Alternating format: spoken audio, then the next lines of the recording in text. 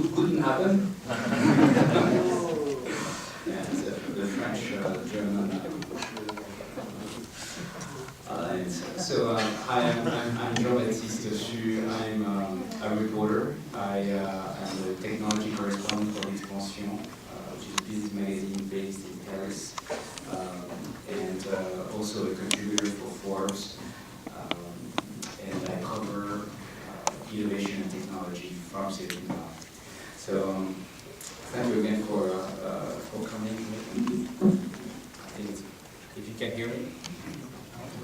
So first, I'd like to ask our distinguished panel to introduce themselves to get started with the event. So, Jeff. Great. I'm Jeff Tangney. I make software for physicians. So my prior company, I'm actually getting whiffs of bad memories here because we developed a product that was very popular in the United States and went public and tried to expand into Germany and France and failed miserably. I had a French board member who referred to it as an ugly American product, and he was right. Different world in the US. So I'll be the ugly American on the panel. I left a few years ago, started a new company called Doximity, founder CEO. It's a medical network for US physicians. We have about a quarter of US physicians now as active users. They send secure messages about their patients to each other. They refer patients to each other. They collaborate on tough cases. We've been growing nicely, and we're an example of a vertical network. Okay. Thank you. Thank you very much. I'm honored to be here. I'm Tim. I'm the CEO and founder of MECLUB. MECLUB is a targeted social network for grown-ups. It has two environments.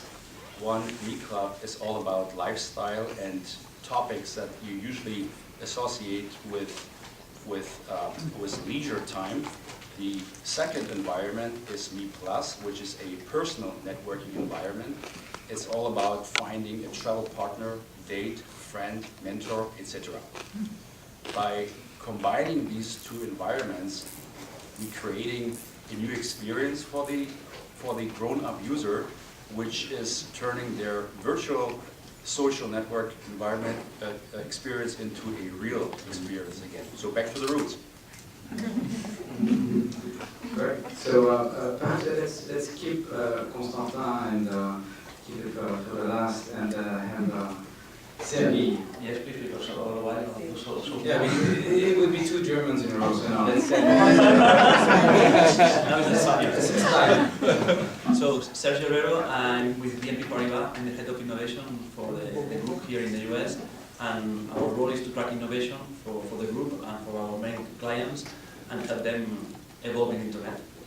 I'm happy to be here. Constantin. Yeah, I'm Konstantin Giericke. So I was born in northern Germany, and I have some little connection to several people, and that kind of illustrates. So as a co-founder of LinkedIn, actually Jean-Baptiste was one of the first journalists who covered LinkedIn, so I've known him for a very long time. Tim and I share the German, and we've hiked together, and I'm on Jeff's board at Doximity. So what I do currently is I do a lot of work at Stanford with the engineering school, where I went here as a student, and I always appreciated when alumni came back and talked about the real world. So now I get to be one of those alumni, and usually I drag the students to walk around the dish or do some outdoor activities, since I'm lucky enough that I don't have to spend the time in the office. But I also serve as an independent board member for companies that are already up and running, like Doximity, and I'm also a venture partner at Early Bird, which is one of the German venture capital firms. So let's start with you, Constantin. You really was at the forefront of this social network revolution. And so what was the idea, the vision behind LinkedIn when you guys started? I think you were three of them. Well, it was five of us, and actually one Frenchman as well, Jean-Luc, Jean-Luc probably.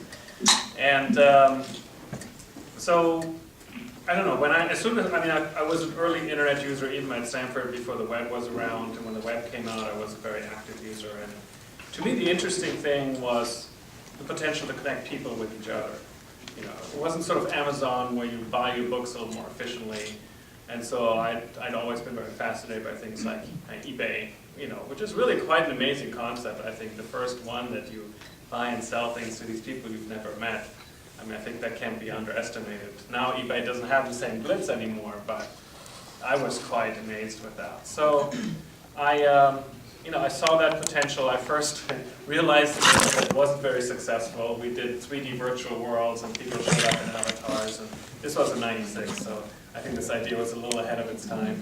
And some people think it's cool when you're ahead of the time, but I can tell you, if you're too far ahead of the time and you don't really have commercial success, it's not all that cool. The demos are cool, but business is hard, and in the end you die. So, and actually I met my co-founder Reid Hoffman. We met at the Avatar conference. He was also working in the same space. So we've been interested about this, connecting people with each other, and we thought that maybe it's not about giving people a new way to communicate with each other, but the problem would be that everybody's going to be on the internet. So it's no longer where you can't find somebody. Before the internet, you were always very limited and was hard to find, if you're looking for someone specific, to find them, whether it was a business partner or a customer or someone to hire at your company or an expert or to do a reference check. Now with the internet, we realized it would be, everybody will be connected, it won't be a problem. It'll be more the problem like Google has, where you search for something and you get millions of results. So a lot of it has to be about how do you match the right people up together. So rather than what we did in the first attempt with the 3D worlds, where you communicate with each other and give people a new communication channel, let's not give people a new communication channel, but allow people to find the right people who can help them, and we decided to focus on business, but to do it in a way that the right people get together, and then they can choose their communication channel, whether that's face-to-face or email or Skype or telephone or whatnot. So we decided to, when we started, now we actually talked about the idea for about 6 or 7 years before we started it. So I like to think about it kind of like fine wine. And even though we were like one of the first ones that are known today, there was actually a whole wave of social networks 4 or 5 years before LinkedIn and Myspace and Friendster got started. In fact, one of the leading companies at the time was a company called 6degrees.com, whose patent, actually, one of the first things we did, we purchased that patent. They have this is where the law office here. There is actually a patent of, you have a profile and you invite someone to connect and they accept your invitation. So that was, that didn't exist before 6degrees.com. They were the real innovator there. And we thought this would be very dangerous for us if someone else owned that patent. So we and a company called Tribe.net, which is Mark Pincus, who is now the CEO of Zynga, we purchased that patent together. We actually beat out 16 other companies, including Yahoo. We outbid them, even though we're a tiny startup. But we just felt that that patent would be best in our hands.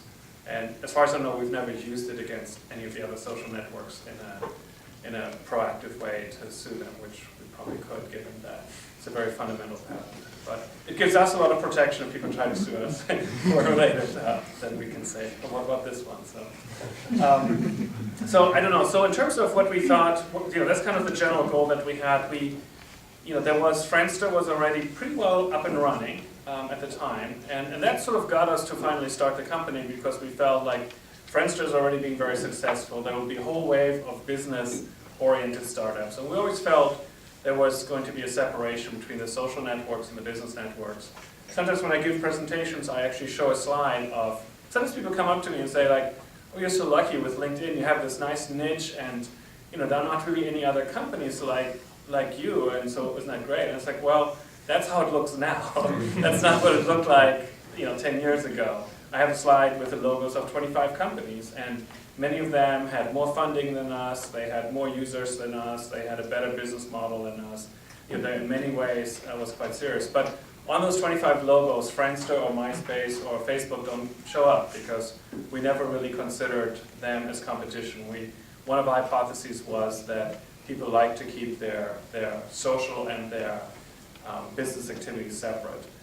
It's not that as people, some of the people do the both, and I have a Facebook profile. Actually, I've been, the last year or two, using it more than I was for the first few years.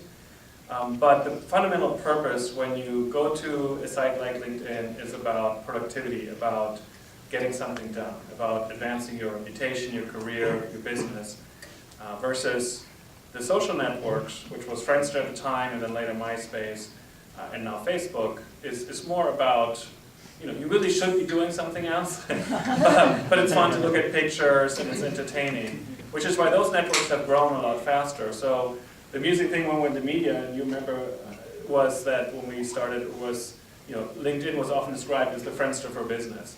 And then 4 years later, we were described as the MySpace for business. And another 4 years later, the Facebook for business. So, I'm wondering what is going to be in 4 years. Are we going to be the Tumblr of business, or the Foursquare of business, or the Snapchat for business, the Pinterest for business? So that's kind of how we've seen it evolve. So we've seen a lot more turnover on the social side than on the business side, even though there were quite a few companies. And I think that's kind of built in the nature of things that are more, I like to say time wasting, maybe it sounds a little negative, but time wasting can be fun. Like MTV or those brands, often, they can only be, because part of the appeal is built on this fun and new and interesting things. They don't last as long as things that are built on utility, which are a little more boring, but I think have more lasting power. So my hypothesis, and I said that 5 years ago, I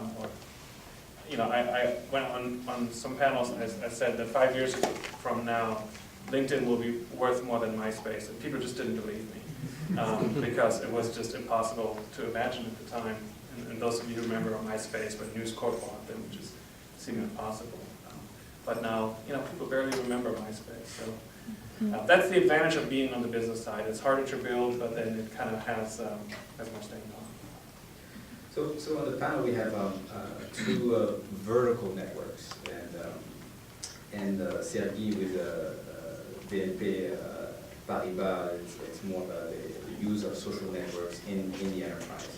So just a general question, do you still see this separation between personal and business, or are you seeing that Facebook, for example, has been sort of this Uber social network, and that could basically do what you're doing with doctors or teenagers over 14, 13, and or business? What's Who do you want to start? Yeah, Sergi. For me, there's a clear separation, and I see it with my colleagues at work, and then the other ones are the friends. And there are people that they want to share some private stuff, but in general, they separate very well.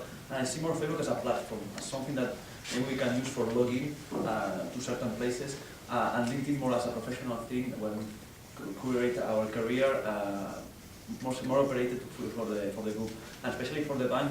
Most of the colleagues has a LinkedIn profile, but not a Facebook profile, so that clearly separates business from personal. You still see I see the separation. That doesn't mean it's for everybody.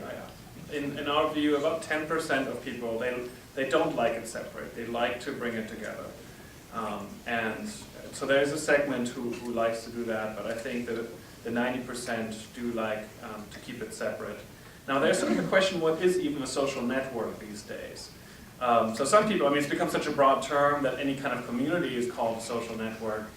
I would say the core definition, the way we thought about it, and I think the way Facebook thinks about it, because Mark Zuckerberg calls it the graph, which basically a network is something that has little round circles and little arrows that connect it. So the round circle is us, it's people, and the arrows indicate relationships. So it's our profiles and our connections. I think that's the core. So if you just have a community where people chat, I don't think that's really, it doesn't help the case to call that a network, because that's a community, and communities are often different. Now, there has been an evolution. When we started the company, we thought about it always as real relationships, like real people that you work with. When Twitter came about, so it's a question, is Twitter a social network or not? And I think there can be good debate on that. Because on Twitter, you follow based on an interest. It's really, because Twitter used to be called microblogging, so it really comes out of the blogging space. So are blog social networks? Is Tumblr a social network? I think when it's more about information consumption than about the people, then I think it's more social media rather than social networks. But it is useful to keep that distinction in mind, as well as who's connecting with each other. Are you connecting with people you're interested in, or kind of like the following concept, or is it people that you know who are your friends, because the way you share and what kind of privileges you have is different. So I think there's a couple of distinctions that are important for this discussion. And we're seeing a whole set of like Pinterest or Instagram. Is Instagram a social network? Is YouTube a social network? But to some extent, they take time from each other. The one thing we don't really gain more time as people. At work, we always have more stuff to do than we can, so there's a limit of time we can devote to our career and to LinkedIn. And same thing, social time. We always like to make more time for social and fun things, but everything takes time away from something else. And I see one of the statistics I just saw recently. I don't know if you've seen it. 2 years ago, among the U.S. teens, 33% of teens said that Facebook was their most important social network. Then last year it dropped to somewhere around 26%, and now it's at 22%. It's lost, almost a third of that. So what has been rising instead is things like Reddit and StumbleUpon and those kinds of things. But that's the question: are those really social networks, or are we lumping too many things together? What do you think, Tim? Well, it brings us back to our topic, the return of the secret handshake. What does that really mean? If you talk to peers nowadays and you say, well, what do you think? What are the chances for a new social network? Well, people usually say, oh, well, what do we need a new social network for? We have Facebook. Facebook has more than 1 billion people, and they're going to be around forever. Well, our opinion is nothing will be around forever, even Facebook. So the return of the secret handshake, what does that mean in the virtual world? It means exactly the same what it means in the real world, which is people, based on the fact that people don't change. The medium changes. When radio came up, nobody believed in the power, financial or the business power of the radio. Then TV, nobody believed in TV. Now we have the social networks. We have the beginning of the revolution. So what's going to happen with social networks is more and more niche social networks will come up, where people come together that like to surround themselves with like-minded people. We don't think that the future of social networks is a Facebook copy with 2 billion people or 3 billion people. I think that's not going to work again. What's going to happen is you will have maybe 10 very successful niche social networks, maybe with 200, 300, 400 million members, which will, from the business point of view, which would be extremely successful. If you find this one target group, in MECLUB's case, capable grown-ups who like to share, consume a similar lifestyle, which includes traveling, restaurants, entertainment, etc. If you're able to nail that down, then I think the future of social networks can be pretty clear. So, Jeff, just to add on that, if you create a LinkedIn group or Facebook, if you create a subset of your friends on Facebook, you can create that kind of a niche micro social network. So why do you think your social networks for doctors, why do you think it's going to be successful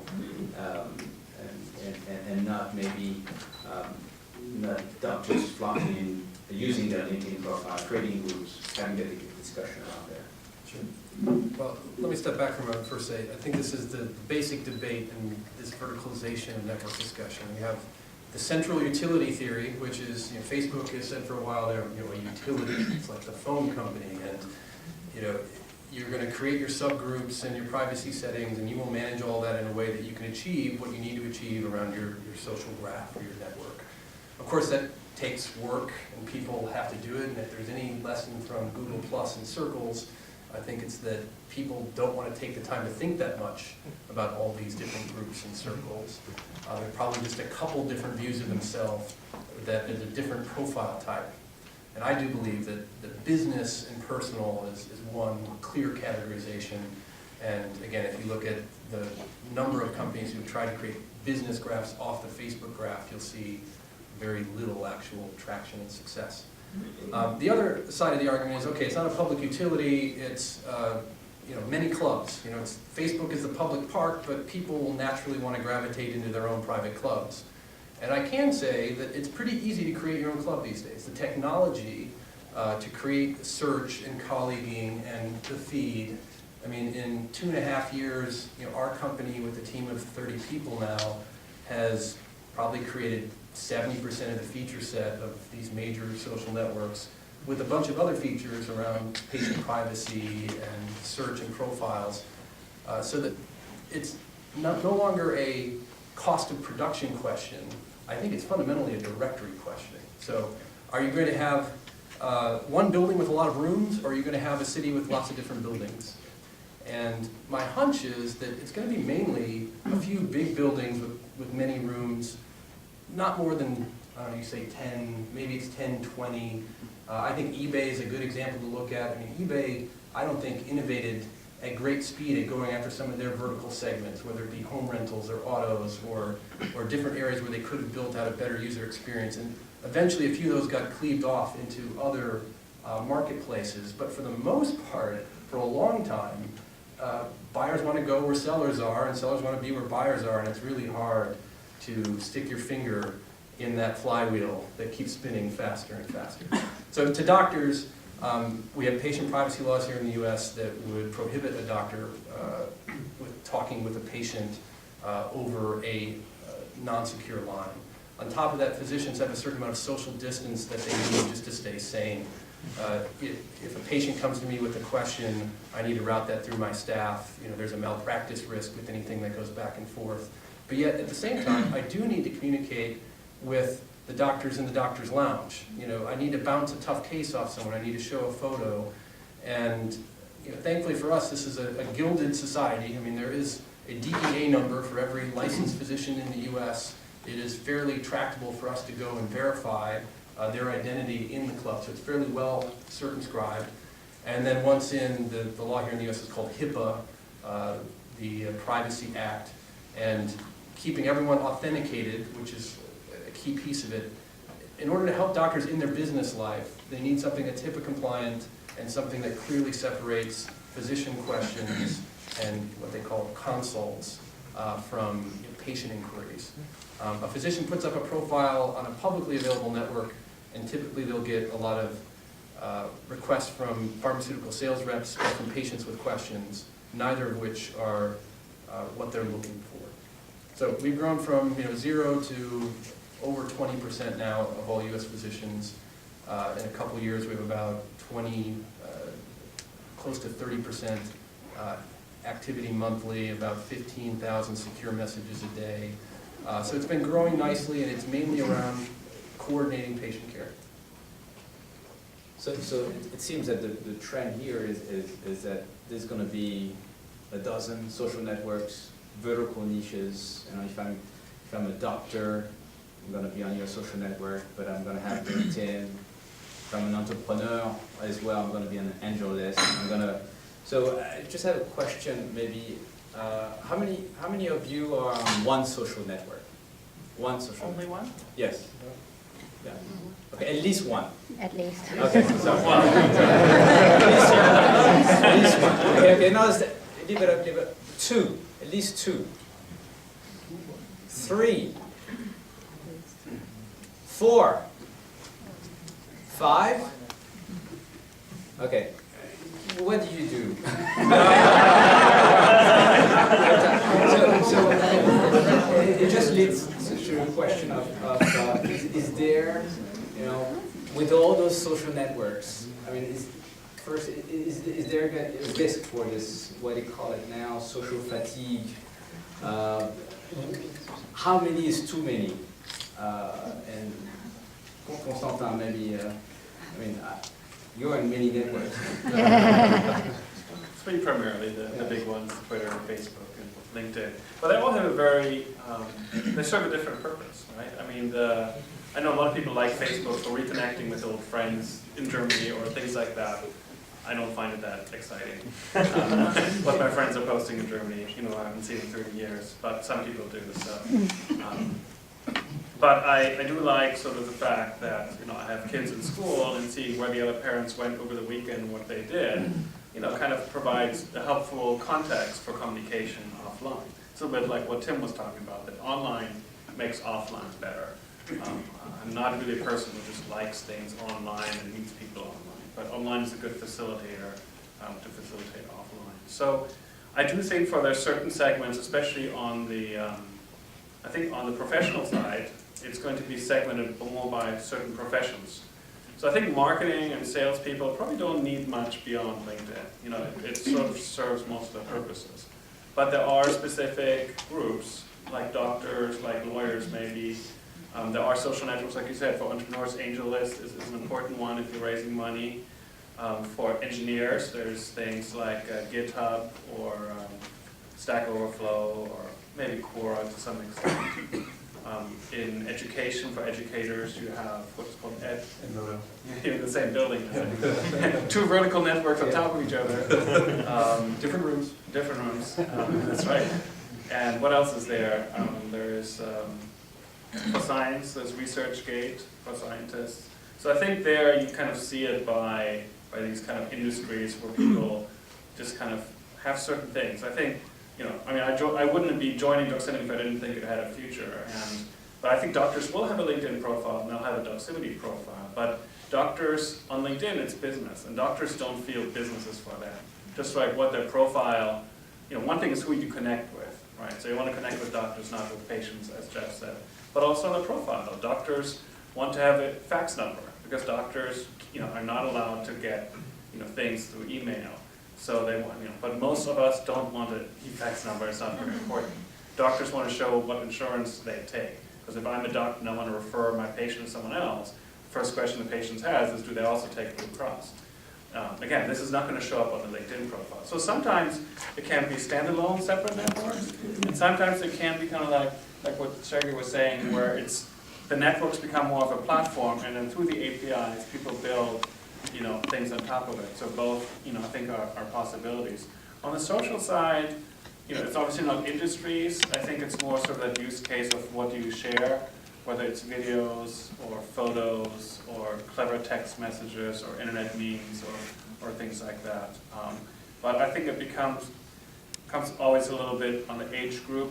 Things get popular, and partly, sometimes teens don't want to be on this network with their parents are. So I wonder if Facebook, if all of us joining Facebook to check what our kids are doing is actually driving the kids away to Snapchat or something like that. So we can't track it. 27% of young people said they are going to use Facebook less this year. I don't know how realistic this number is, but it's an interesting direction. Because their parents have joined. And also money. For me it's interesting because I see it as a macro platform as Facebook, which is free, but then if you go deeper and more segmented, then you start to pay for things. And I think that it's a big trend and also an indicator to see where we are going. I think that people are going to start to pay for social networks. If you want to pay, you have something more specific, more curated for you. And then if you don't pay, well, you are the one being sold. So that's Facebook. And if you want more privacy or more creative people, then you're going to start paying. LinkedIn is a good example. Most of the people pay because they feel that they have more information, more proximity to a person. And at the end, I think that what we are looking, connection, and the more you have, the better. And the enterprise, that's maybe that's more on your topic, Sergi. How do enterprises use social networks? And so for example, you have the example of Yammer, bought by Microsoft, Chatter from Salesforce. So are enterprises using social networks, and how are they using it? It's similar to doctors at some point. For us, we are a bank, and well, you can post a photo by mistake, and it's funny with friends, but if we post some accounts of our customers, that's trouble. So security is very important for us, and we took along, probably we were the last banks to take social network, because we wanted to be sure that something is private and under control besides the firewall. And that's why we tend to use Yammer and Chatter, because they offer this security or this extra layer of security that we are looking for. It takes time because most of our colleagues, they are 45, 50 years old, and they are not used to that. So for us, it was a challenge to take them how to use it. But it's amazing because within 2 or 3 months, most of the colleagues at the bank were posting stuff, and it was a great tool to communicate and share more. So I think at the beginning it's challenging for a big group as ours, but more and more you are forced to do that. So either you go or either you are there, and yeah, so that's what we're trying to do. One network we haven't mentioned here, which I found interesting in my last job, is Bloomberg. Bloomberg actually has a pretty vibrant network among readers, and their Bloomberg Mail has connected a lot of that. But I think the limitation of enterprise platforms that move into the more social network or business network model is just their reach. So it's true, GitHub now competes for my dollars as a tech company that wants to recruit engineers with LinkedIn and with Stack Overflow and others. They all have a recruiter offering. But GitHub will always be limited to the number of people who want to use it as their source code management tree, which maybe will be everyone someday, but that would be a huge win over a lot of other players, and it's going to be limited. That people aren't joining it just to experience the social benefits of it. It's the administrative benefits. So do you see your networks connecting to either to each other or to the larger networks through, I don't know, APIs? And so a little bit like when I send a tweet, it gets automatically posted on my LinkedIn profile. I mean, I don't know. It used to. Yeah. Yeah. So I don't know. Do you think that connecting social networks makes sense, or at least yours? Yeah. So far, we connect a lot of healthcare entities, into electronic health record systems. We have a partnership going on soon with the Cleveland Clinic and connecting some of their properties. Most people in healthcare hide behind HIPAA. They immediately say, well, unless I can authenticate that every person on this network is who they say they are through this rigorous test, that I can't connect with them. I think the reason for it is often commercially motivated. I mean, the reason why hospital A can't talk to hospital B has less to do with technology today and more to do with business practices.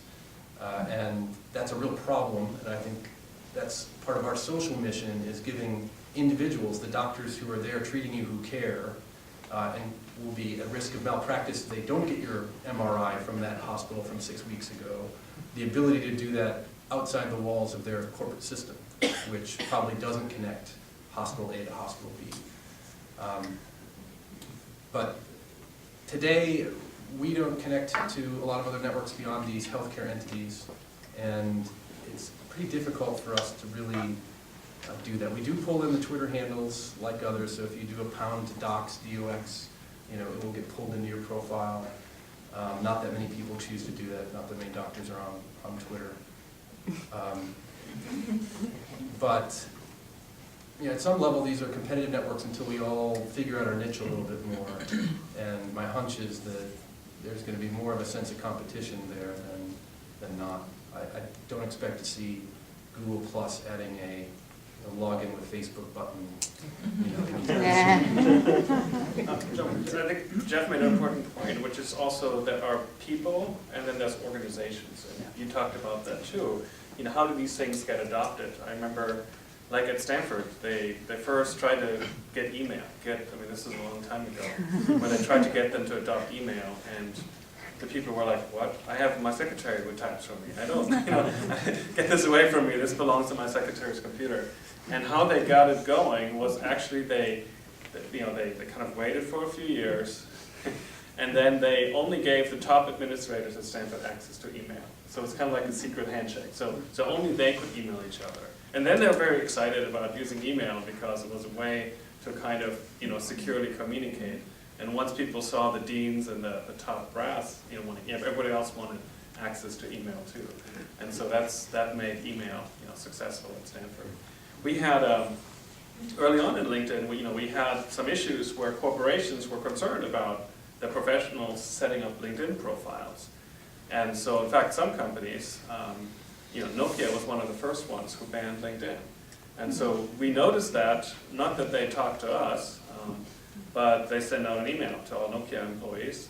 And we noticed, one day, you look at your charts in your startup, and all of a sudden, normally we don't get many people who cancel their account. But one day, all of a sudden, a bunch of people canceled. So we looked at like, well, what did we do wrong? Something's not working. Is there some spammer or something like that? And we noticed, a lot of them had Nokia.com email addresses. And so we asked them, and a lot of them wrote into customer service and said, I'm sorry, I don't really want to leave LinkedIn, but my company says I'm not allowed to use this. And Nokia had also banned blogging. Blogging wasn't allowed for Nokia employees anywhere. But a lot of them also changed. So where we're now, exactly. Yeah, how does it work? Okay. So, but a lot of them also changed just the Nokia.com email address to Yahoo. So a lot of them clearly didn't comply, and it wasn't like a big percentage that actually closed the accounts. And some just said working for large telecommunication company in San Diego. So I think ultimately. And actually, when we looked at 2 months later, Nokia was our fastest growing company on LinkedIn. So when you tell people, don't use this because someone might want to hire you, what do employees do? Do they listen to the employer, or does it actually make it? So they were kind of, in the short term, we got a few cancellations, but it actually increased our growth at Nokia.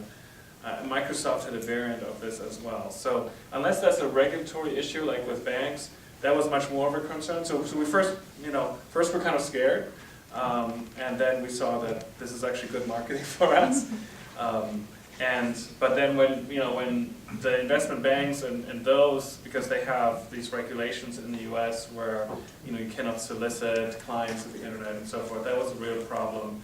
But now there is actually specialized companies who use the LinkedIn API and that do the things that the laws require in terms of. Because a lot of banks, if you send something to a customer, your supervisor has to, approve the message before it gets sent. So they add this layer of compliance to LinkedIn, so the employees can use LinkedIn, and you have to archive things in a certain place where you can produce it if things are asked and so forth. So there's this compliance layer that's being added by separate companies through the API to LinkedIn. So it sort of sorts itself sometimes out. And it's funny because right now the Nokia of today is Apple. I have many friends working at Apple, and you never know what they do. They put Apple and that's it. That's right. And it's an interesting point because for us it was also a challenge, and what we did with social network was get access for the CEO and the board members. They started a conversation, and it was a flock effect. Everybody wanted to join because the CEO was there, so they wanted to interact with him. And it's always it's good to start with the top management and then go down.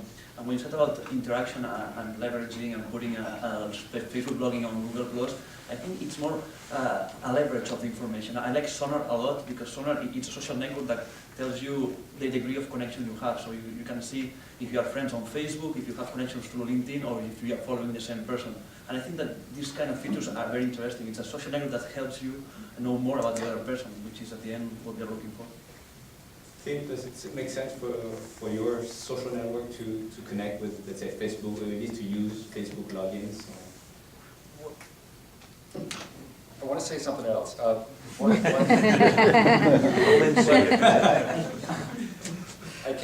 were talking about the touch of exclusivity that is very attractive for people to join networks in the first place. When we started MECLUB a couple months ago, of course we made some fundamental mistakes. We said we had some automatic messaging in it that said, well, if you get this message, then we're happy you joined us, and then invite as many people as possible, and here are the incentives that you're getting from us because you're helping us, so we help you. It did not work at all. What we did, we changed the messaging completely. We said, if you get this message, thank you for joining this exclusive network, make sure you do not invite all the people you know, because we want to keep it exclusive, we want to keep it nice. People invite more friends and contacts now. And you have to be, it was not our reflex reaction in the beginning to set up our automated messaging system. We had to push the envelope a little bit, but I can only confirm it. So like with your kids, don't practice piano. Yeah. No, it's not allowed. So I would, now at this point, I would like actually not to invite anyone to ask questions. Nobody's allowed. So if anyone has any questions, just yeah, go ahead. Okay. I'm a lawyer from China. I'm Gary. So I'm very interesting about the topic today, which is secret handshaking.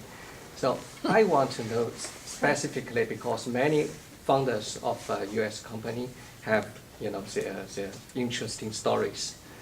So you can share with us in the social network what's your personal background and what drives you to set up your social network. Thank you. So secret. Well, I grew up in Gary, thank you for the question. I grew up in a very secretive country, similar to yours. It's probably the North Korea of 20, 30 years ago. I was born in East Berlin. I grew up in East Germany, and my dad was a business person representing the East German government, and then he lost his job. And that pissed me off. The family became very unstable, and I thought, I was a very young man, I was a teenager back then. I decided to leave East Germany, to escape from East Germany. Before the wall came down, I did this by going to the West German embassy in Budapest. And they helped me to cross the border from Austria to Hungary. From Hungary, I relocated to West Berlin, where I started studying political sciences. And I did not finish my school because I got a great job offer from a big magazine, actually an American magazine, Rolling Stone magazine, they were looking to establish their franchise in Europe, especially in the German-speaking countries. And I was fortunate enough to join their founding team. I did this for a couple of years, and then I came to the US and joined the Silicon Valley industry. So that's maybe an interesting segue is about, so we're talking about social networks here in the US. Now, LinkedIn is successful outside the US, Facebook, of course. So what's sort of the, I don't know, what do you think about vertical networks, very specialized in doctors, banks? Do you think you can replicate that, or you would have to, or maybe there will be some German brothers and that would just duplicate this in Germany? But how do you see this cross-border thing? I speak to the physician. There are physician networks in most European countries. They tend to center around legislation, regulation in each of those countries. Either they're tied into the system of record, or there's a certain accreditation that doctors need that they plug into. I know in Germany it's called DocCheck, and in order to log into a pharmaceutical company website, you need to have their password to see the physician-oriented information, and they've done well with that. So it's hard in regulated industries to get as cross-border. That said, we get a lot of requests from our doctors about this. It's mainly Canada, since a lot of Canadian patients do come to the U.S. for specialist procedures. And then the large institutions in the U.S., so Cleveland Clinic, MD Anderson, Mayo Clinic, which, I mean, they have, go fly into the airport in Houston, and you'll see they have a separate hangar, just for, wealthy sheiks to land in and go directly to, the MD Anderson Hospital. It's referrals from overseas are a decent sized part of their business. So they want to connect to those satellites, and that's probably the first way we'll go is through their established networks with what they connect with. We want to pick up on one earlier statement about getting banned as a way to grow. I do think that there's something here about the power of the individual that the internet is empowering, and this is something Constantine turned me on to. Daniel Pink, the free agent nation. We're seeing our most creative industries get completely changed. Hollywood, journalism, in a way that they can collaborate without needing to do it inside a studio or an editorial room. And it can be the power of the creativity of the individual that ultimately is the most important, which I think is better for the individuals involved. And another story to support that is Yammer. Yammer, our Series A investment came from the same firm that did the Series A at Yammer, so we had a lot of Yammer stories from them. they actually did go out and try to sell top-down in a few organizations, you know, to have the CIO say, we're going to use Yammer, and they were their biggest failures. You know, when it was a top-down IT-led initiative, it was the best way to fail in getting adoption. The easiest way was just to take that email address of the corporation and use that as a handle to let it spread and, you know, keep folks in. So I think a lot of this has to do, when you talk about in a business context, empowering individuals over the company, and it really does change the role of the company in a lot of ways. If we had left the corporations to do email, we'd be with Lotus Notes. And I'm glad we haven't. I'm glad we have companies that really are disruptive, like the ones on this panel, you know, empowering each of us to be, as one of our doctors says, he gives a presentation, and he says, it's a rapper quote, but I'm not a businessman, I'm a business, comma, man. And the point is that, you know, as a physician, as an orthopedic surgeon, you know, I really am a business, and I need to think about that first. And in general, I think that's good for quality and efficiency long term. I'd like to hear a little bit more specifically on the topic of the return of the secret handshake, what that really, really means, and maybe to poke things in that direction. How much cultures or countries, language-driven things, take people away from sort of the big generic social networks, back towards something that's a little bit more personal. Germany has Zing, right? The German version of LinkedIn. I think in January they bought Glassdoor, so they're definitely becoming very aggressive. Is there a room for kind of those national champions too? Is that part of the return of the secret handshake?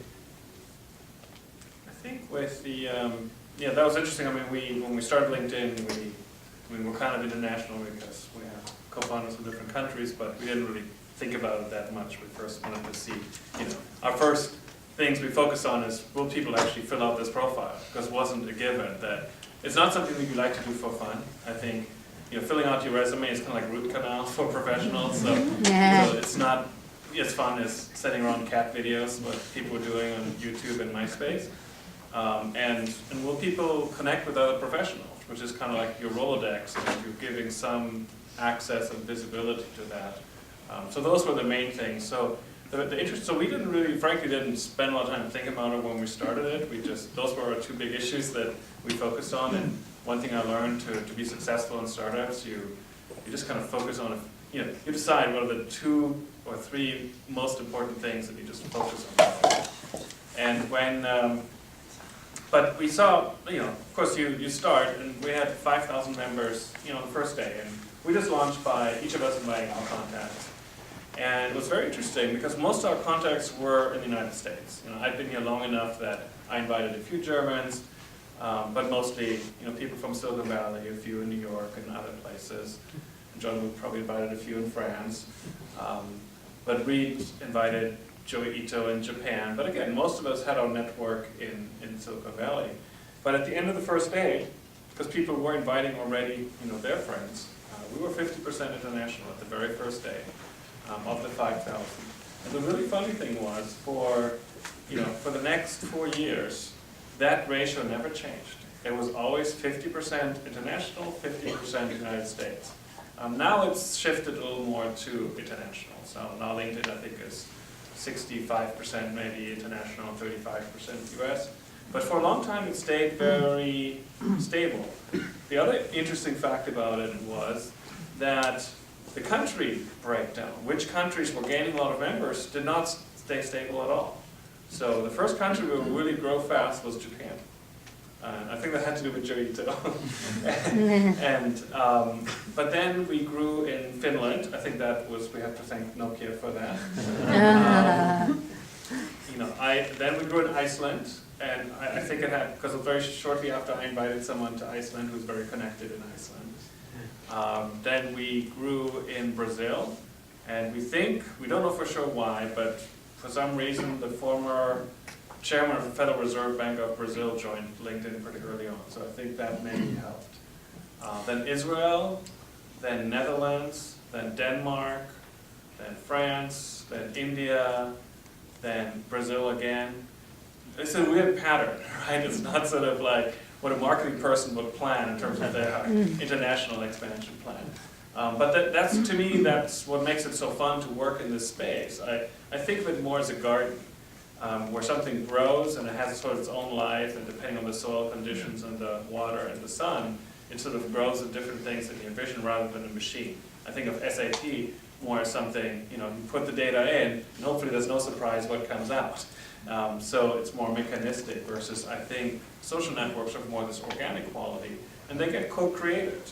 So you provide kind of the fertilizer and some of the initial genes, but then really, I mean, well, each of you are on LinkedIn is not because the features are developers, right?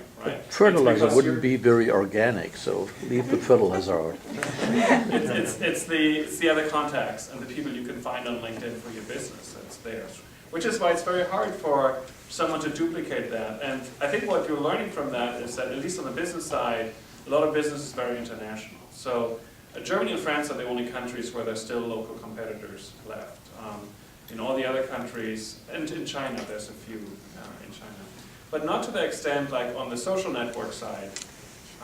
You have, Facebook is not even available in China. And there are a lot of social networks there that are very successful. Same thing in Russia, Facebook is allowed there, but not very successful. So you have, but overall, Facebook has taken over certain networks where Brazil and India were part of Orchid, which was the dominant Google network at the time. So they did flip that over to Facebook. So it's sort of a country by country thing, how it's going. But in general, I think on the business side, you've seen that the cultural differences don't seem to be enough to let local players emerge in the long term.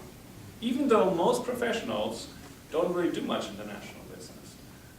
But for some reason it hasn't, the local angle hasn't really worked that well. I think it's more the industry angle, like the doctors, or that I think is a stronger area in which these get grouped together. To give an example, to confirm that we never did any, we're a very, very young startup. We never did any marketing or branding in Asia, for example. Our strongest market right now is Singapore because of an accident, an online accident. There is a similar network or company in Singapore that once misspelled their own name. So people in Singapore joined our site instead. That triggered off the local growth in Singapore. By all means, and we've never spent any marketing dollars on that area. The other area is France and Italy, the Côte d'Azur area. We never spend any marketing dollars in that area. So what becomes very important, so the slogan of our session today, the return of the secret handshake, I think is the most important question. It's not about the secret handshake. It is about how do new players that enter the market, how do they position themselves? The technology is becoming increasingly inexpensive. More importance, in my opinion, will be towards branding. How do you position your brand? What do you stand for? Are you able to discover that secret handshake that makes your social network a business in a couple of years? Right? To give you an example, we just hired people from Red Bull to support us. Now, it seems like a mismatch. Why would you hire someone from Red Bull to support a social network? Well, Red Bull is one of the most famous and most successful branding/marketing companies in the world. I think if you're able to define that secret handshake, hopefully the secret handshake between several hundreds of millions of people, then you can be successful. Right? So I think what you asked is the most important question. There's another question. Go ahead. Yeah, so Sergi, you were referring to it earlier that if you aren't paying for the product, you are the product. Actually, Twitter and both Facebook are, in the long run, struggling financially because they're pushing the line between how much ads can they serve to not piss off the users too much and keep them within the network. do you think there is any future to paid social networks? Because Path just announced it last week that they are considering to have a LinkedIn, that you pay a monthly fee to be able to use the network ad-free. And is there any future in that? I mean, for LinkedIn, I don't know what the percentage is right now, how many paid users they actually have, but I think percentage-wise it might be fairly small, but maybe big enough to sustain the company. For both Twitter and Facebook, it's actually getting harder and harder for them to sustain the company. And didn't Twitter just raise another huge round of money to be able to go on? So is there a future for social networks where you pay a monthly fee and you enjoy whatever you're doing and have value-added services? Monetization? It's a tricky question. The thing is, for me, it's different Facebook and Twitter. I think Twitter is trying to close the ecosystem and trying to monetize. A good example is Ribbon. It's a company that allows you to pay without leaving Twitter. And they just launched it on Wednesday, and 2 hours later, Twitter shut it down because it was growing exponentially. So Twitter is trying to monetize everything that they can to avoid a little bit advertisement. Facebook is the other way around. He's going directly to advertisement. So I truly believe that at some point we're going to have a choice and we're going to say, okay, if I want to pay, I go this way because it's my information and I don't want to share it with advertisers.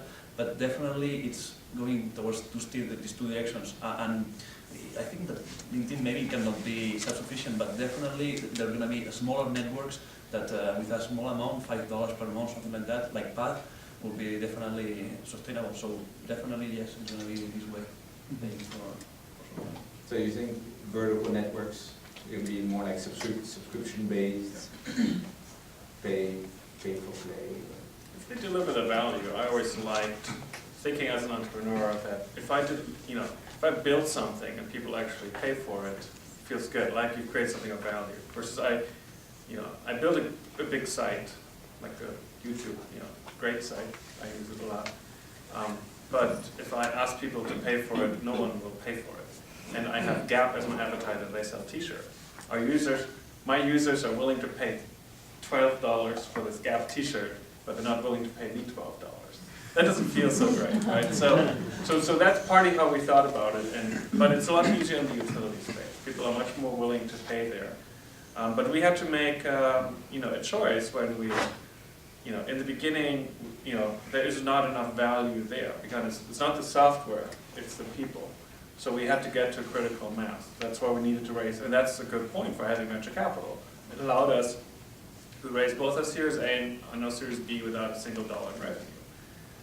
But I can tell you that there was a lot of, we wouldn't be able to raise a Series C without a lot of revenue. So we had to really focus, on that time. But by that time, we were far and away the leading business network. And so we just had to figure out what is most valuable. And so we had sort of these two choices of, do we try to provide, something that a lot of people will pay, $5 a month for, or do we provide something to a smaller percentage of people who will pay $100 a month for? And we decided that it's better to have a smaller percentage of people pay $100 a month for. Because one, that way we were very focused on delivering value. People don't just spend $100 a month on something. And it also allows the product to be free for most people. Because the free part is very important if you want to grow the network. Because if I have a pay, and that's been, I think, one of the strategic mistakes of Xing in Germany, where they have more, a lot of people pay, €5 a month. But it is less attractive to share this thing, which is kind of like a free trial, that you have to really pay if you want to really use it. Versus the free networks, where the free version is the full-featured one, is something people share more. I think that's one of the reasons people share more LinkedIn than, because Xing had actually foreign languages, 2 or 3 years before LinkedIn had. Yet in Europe, LinkedIn is more successful, and I think it has to do with that. In fact, when Xing bought 2 Spanish networks, Neurona and the other one, it was kind of like Nokia. They spent the money for these networks. They said, okay, now you all get a Xing profile, and by the way, it's not really, you can't do much unless you pay €5. It's not very expensive. The Spaniards said, well then I might as well go to LinkedIn. So we actually ended up getting a big boost after the acquisition.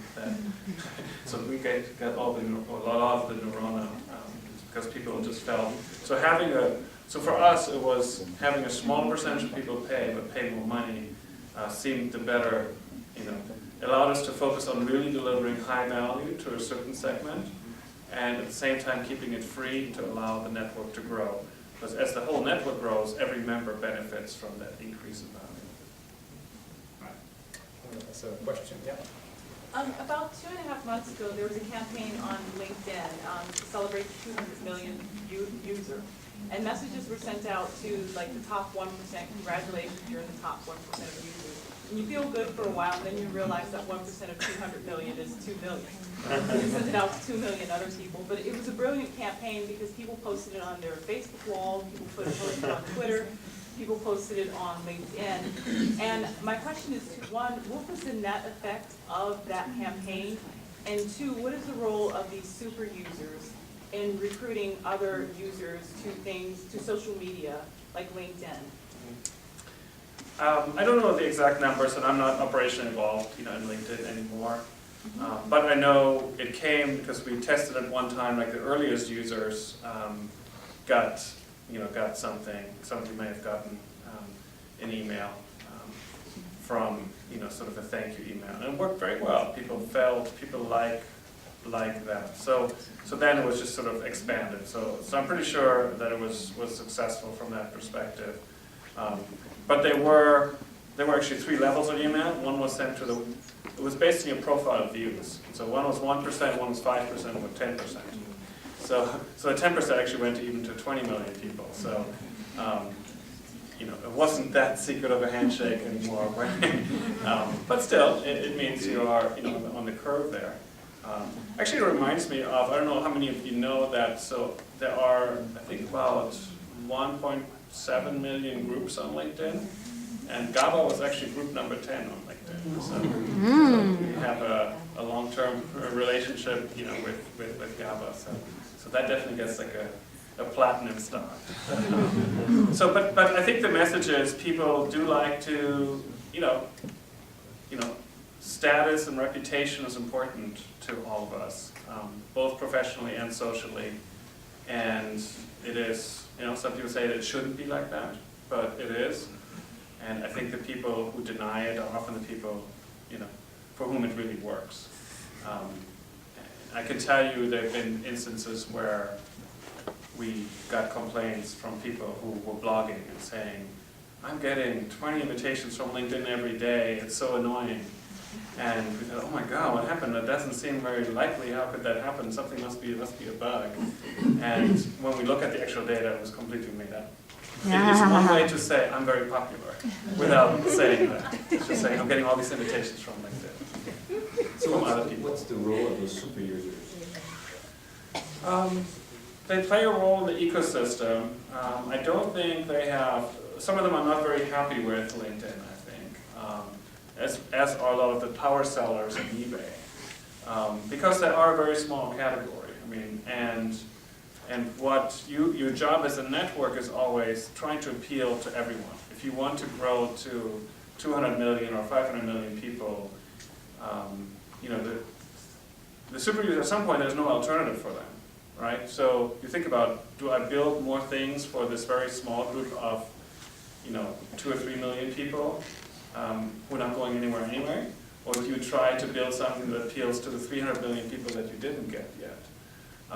Which feels unfair to the super users, but that's, when you think about it from a business decision, I think that makes a lot of sense. So LinkedIn has invested over the last 2 years, not really into a lot of relationship management features, which a lot of the super users would like, although I wouldn't be surprised if there's some good stuff coming out in that area as well. But it's focused really on things that a typical business user which is sort of to give me the business news of the day. What are the 4 or 5 things I should know that everybody else is talking about in business? That's been a big focus of the company, and there have been 2 acquisitions. The only expensive, so LinkedIn acquired a couple of these relationship management companies, Rapportive and Connected HQ, and this business scanning company, Cardmunch. So those are pretty low-priced acquisitions. The more expensive ones Someone pointed out they're both led by Indians, but I don't think it was done because of that, but they were in the content area, SlideShare and polls. So because content is something that, you know, a lot of people go on an everyday basis, and every professional, because a lot of professionals are not very good with this relationship management thing. So if I have one recommendation is try Reportive. It's very useful. I use it all the time to get email address from people I don't know. But, they didn't say anything. Question? Yeah. Okay, I'm sure you guys have a lot to say what you did right to grow your network, but could you tell me a little bit more about what you did incorrectly when you were growing your network? Mistakes. Well, I think when we started LinkedIn, there was the leading business network at the time was one called Rise. Anybody here is a member of Rise still, or knows what it is? Well, that was the leading network at the time. And actually, that's the one that Xing copied. They didn't copy LinkedIn, they copied Rise, because we didn't exist at the time. And with Rise, it was, we felt it wasn't really all that successful, which is why, we thought the area was promising, but our question was always, what do we do differently so we don't end up like Rise? And so one of the things we observed, it was a little too open, it was too easy it was more like a Facebook model where any user can send a message to any other user. And in the business world, that annoys journalists often, if every PR company can reach them very easily, or every director of IT, that all the enterprise software vendors can reach them. So we put a lot more friction and privacy into it. And so, example, when we first launched LinkedIn, we wouldn't show you how many degrees someone is away, because we felt that was a privacy violation. So, in fact, if you wanted to reach somebody, you can request an introduction, but you had to write the message first, and only then would we tell you who the person is that's going to send the message on. So very conservative from that perspective, and we thought that's what we need to establish a brand, that people realize this is different than Friendster, because that was the big, the big broad social network. I mean, even when we got our Series A funding, we had 40,000 members, and Friendster had 4 million, so they had 100 times as many members than us. So it was really a giant in our minds then. But I think then, the mistake was we started with that. It helped establish our brand, but we stayed very conservative that way. And if you have a lot of privacy, a lot of communication controls, it also hinders adoption of it, because it's too complex of a system for people to understand. And I think even today, people are not sure, like, how do I contact someone? Do I use an email? Do I ask them to connect? Do I request an introduction? It is kind of a complex system, and so it was built with a good intention, but I think whenever we relaxed some privacy constraints, we always thought, like, oh, people are really going to complain, but they generally didn't. So I think we could have been more aggressive in relaxing some of these complications, making it simpler, and and sometimes I think, even though it feels bad what Facebook is doing, Facebook just all of a sudden is like, well, all this is public now and all this, and people complain, but from a business perspective it works, right? They take 2 or 3 steps in this direction, people complain, they take 1 step back, they wait 6 months, and they go another 3 steps in that direction, people complain again. And now people have complained 4 or 5 times, and they've just kind of given up. So they've made a lot more progress from that perspective. So I think LinkedIn could have gone faster if we hadn't been so conservative. I mean, one example is photos. So a lot of people thought these founders are real idiots of LinkedIn, because like any social network, like they forgot the feature that you upload your photo. But we did that very much on purpose, because we wanted people to know this is about business. This is different than Friendster. And a lot of people would say, well, just write down, it's for business. But people don't read, people just use it, and if they're used to using it like Friendster, they'll behave like that. So we thought, it doesn't matter what we write, but if we do something everybody notices, like I can't even upload my own photo, then people will say, oh, this is different than Friendster. And so I think that was the right decision, but we stayed with that for a long time.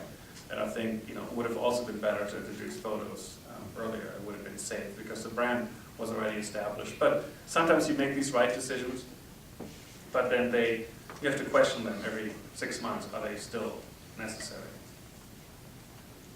Anyone? I'd say one area where we made some mistakes, we tried to push some features too soon.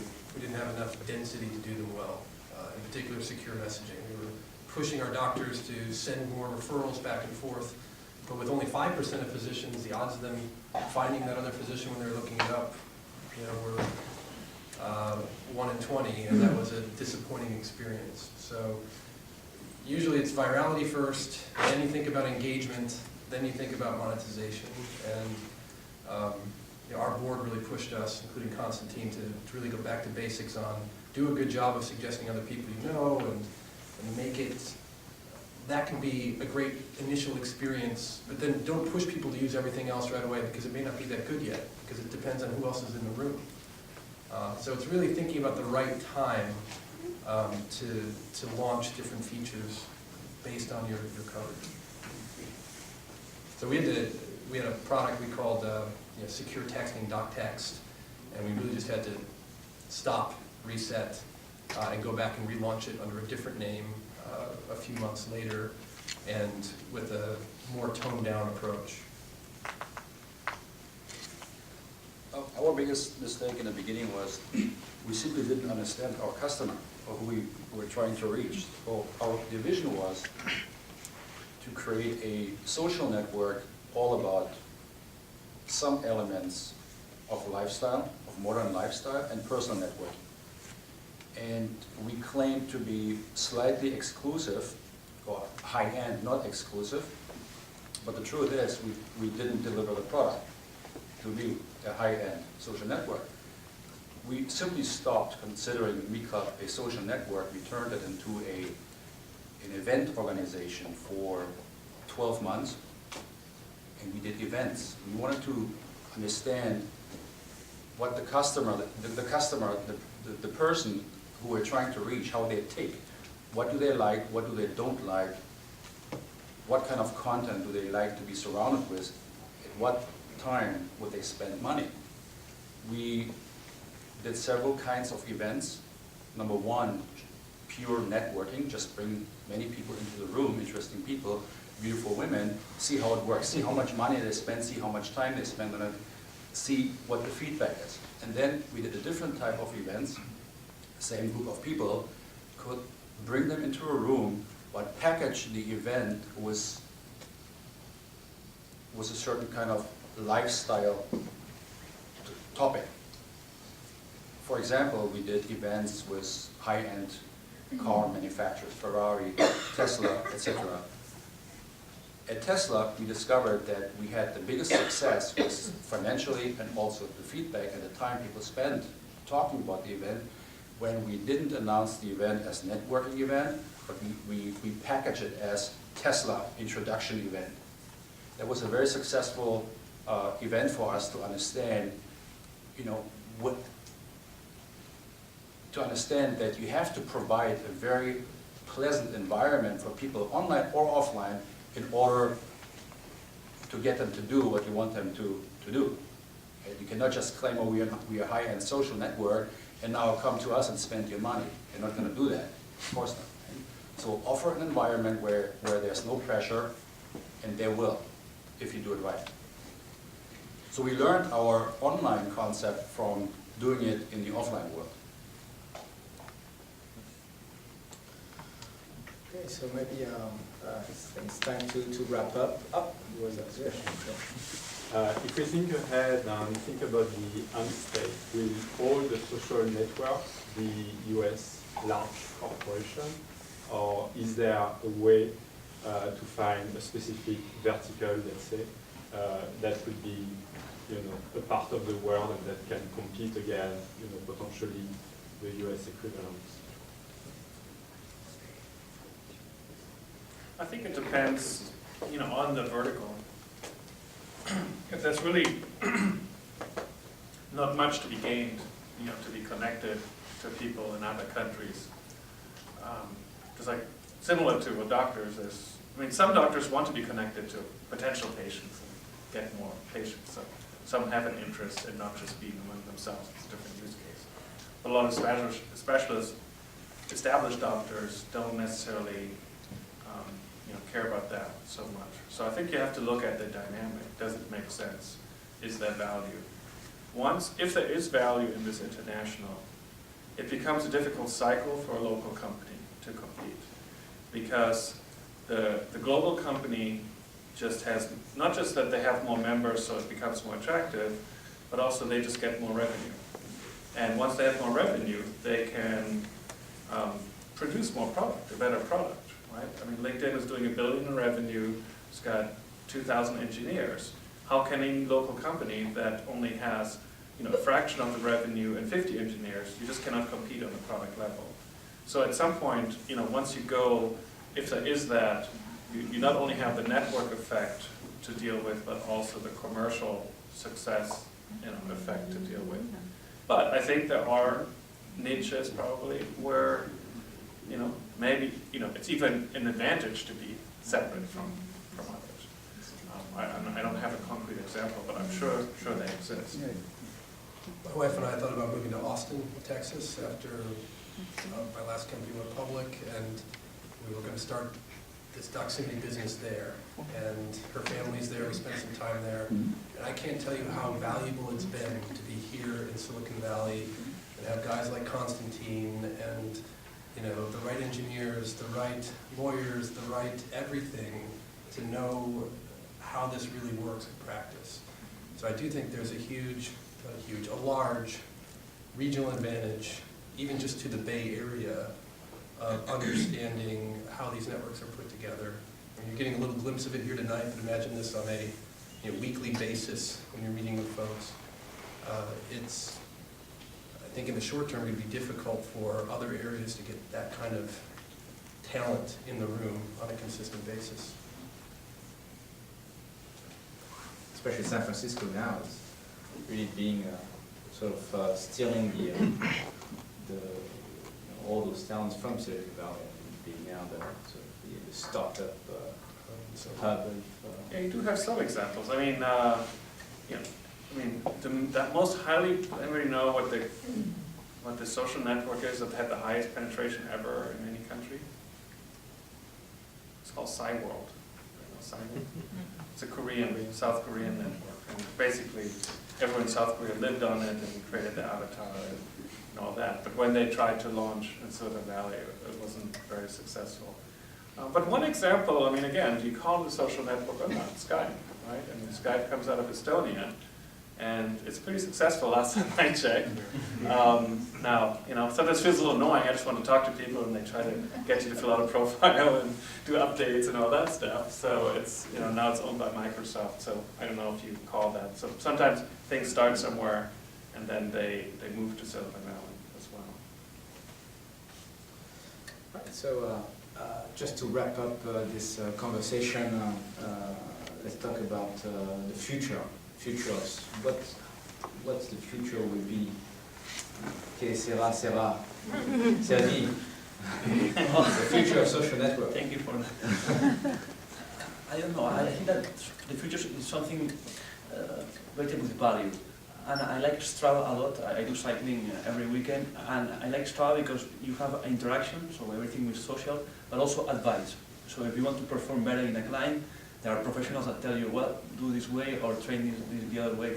So I think that there's something about that advice and bringing value to the equation, not just the connection for a connection. So having an expert or somebody that could give you something that you don't have and improve. That's why quantify yourself things like fuel ban and this kind of stuff. I think that it's a kind of a social network. You start running with your Nike fuel ban, and at the end you create your group, your social network, and you have something that others don't have. Maybe you run faster in the sprints. So this kind of interacting and bringing something more to the relationship, maybe it's something that in the future we're going to see more and more. Mobility, wearable device. Tim, what's your view on the future of social networks? Well, I think the social network user or member is growing up. The people will increasingly consider their time that they spend on social network, if it's really essential to their daily needs, and the next level will be that more and more people will try to find their own space. Like coming back to a previous comment, that people like to surround themselves with things and individuals like themselves. So you will see 10 to 20 pockets worldwide of social networks that are not only about sharing information, but also taking it to the offline level. In a way, Match.com is doing it already. They've turned from a virtual online dating network to a, well, now they added the event on, right? I don't know what it's called, but they are doing exactly that. I think the big will get bigger. I mean, around the genesis of each of these big areas, you know, whether it be search and Google or now LinkedIn, Facebook, and Twitter and social, we have lots of ideas and lots of things get funded that are adjacent to it. But usually it doesn't end up being 100 major companies, it ends up being, you know, 5 or 10. And my hunch is we're going to have 5 or 10 big buildings and then maybe lots of rooms. People will get savvier about how they use their rooms and manage their privacy settings.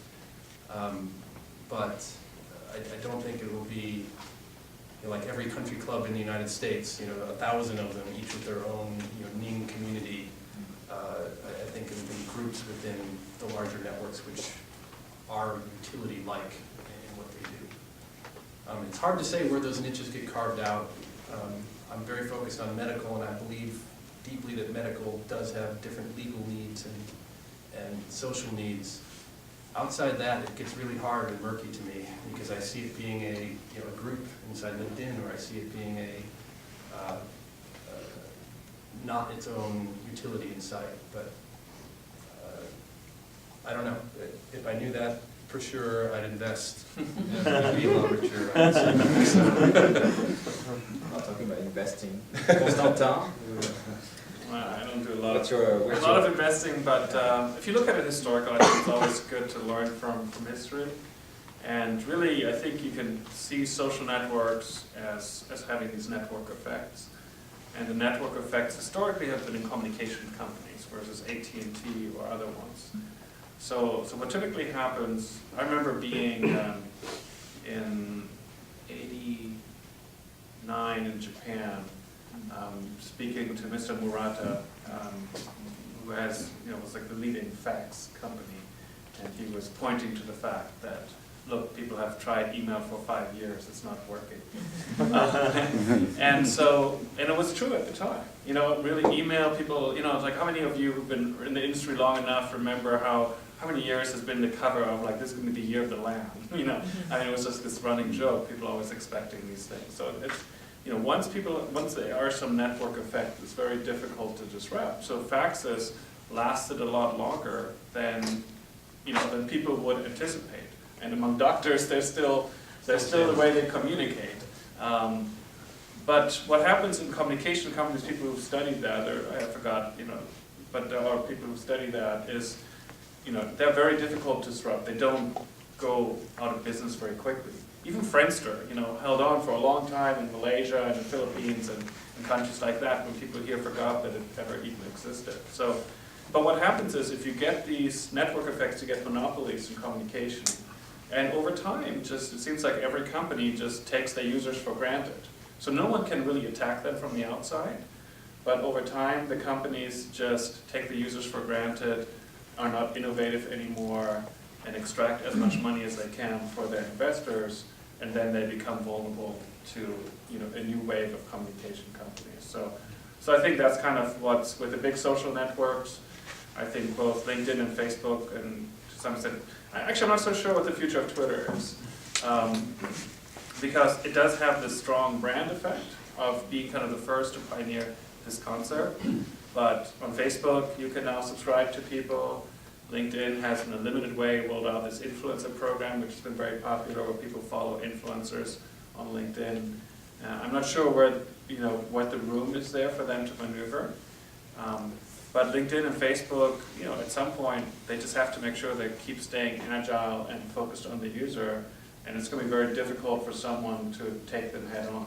But it doesn't mean there's no other business opportunities, because everything is built on top of that. For example, some people say, well, actually, I even remember 6 years ago, people were like, when is the social network craze going to be over? And I always said, it's just starting. Because, in fact, I don't think it's a phase. We've always been social animals as people. And so it was just an aberration of history for the first 20 years of computing that we had this unsocial software. It really didn't make sense because that's not how we're wired. And so social is going to be with us forever, but it doesn't mean it's going to look like LinkedIn or Facebook today. So I could see LinkedIn basically over time building every enterprise app that already exists on top of its social networks, or it partners with companies that do that. Because all business applications benefit from the profile information of colleagues, from customers, from the types of connections. So LinkedIn may look a lot more like Salesforce.com and compete with SAP, 3 or 4 years from now. So it might change, but the social part, we're not going back to, when the geeks invented software and forgot that there's people involved. And there was no internet infrastructure to really make it dwell. So social is here to stay. It's just kind of like air, but it's not. It's going to be built into other things that get smarter. And I'm really looking. I don't know what those things are, but I think there's going to be a lot of innovation ahead of us that leverages the fact that this network exists. Just like there's all these apps that leverage the fact that there are a bunch of smartphones with different sensors on there. So I think it's a good time to be an entrepreneur in this area. You just have to make sure you're not creating something that already exists, because the large players aren't going to be easy to attack. Great. On that note, I would like to thank our panelists.